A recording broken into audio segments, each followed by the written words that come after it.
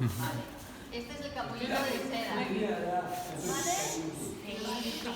Este es el capullito de seda por el cual hay que sacar el hilo. Está formado por un hilo que mide de 1000 metros a 1500 metros de longitud. Mirad qué finito es. Es tan finito que es necesario unir varios para hacer un hilo más grueso y poder cerrar. Dentro está la crisálida, el insecto. Dentro está la crisálida.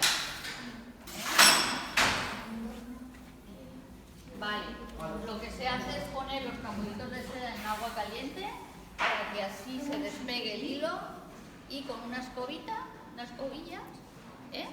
se agita el agua y prácticamente enseguida se capta, bueno, a ver si me deja, se capta el hilo del capullito por el que hay que estirar.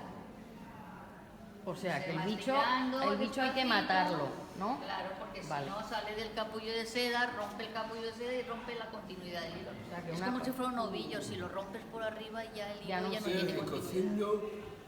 Y ya está.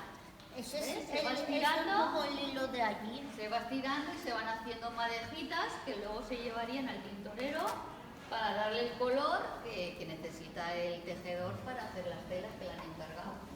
Porque hay uno de color amarillito. Es como lo genera el gusano de seda. O sea, lo puedes generar. Tú puedes tener una caja de zapatos criando gusanitos y otros saldrán con el capullito blanco y otros amarillo. Qué curioso. Nosotros en la escuela Yo creo que depende de la cantidad de mora que comes. ¿El hilo es de un capullo solo?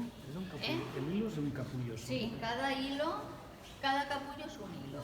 Mirad, ahora voy a poner la linterna y así lo ves. ¿Dónde está? es que Ahora es verás. transparente. Es que son tan finitos. Ahora que sí hasta lo que no le pones una luz no los ves. Ponen 5 o 6. Procede de varios capullos. Entonces de cada uno, claro, es que un hilo solo es una micra. Es necesario unir varios para formar un hilo. Por ahí están. Ya están diciendo que quiere irse, ¿vale?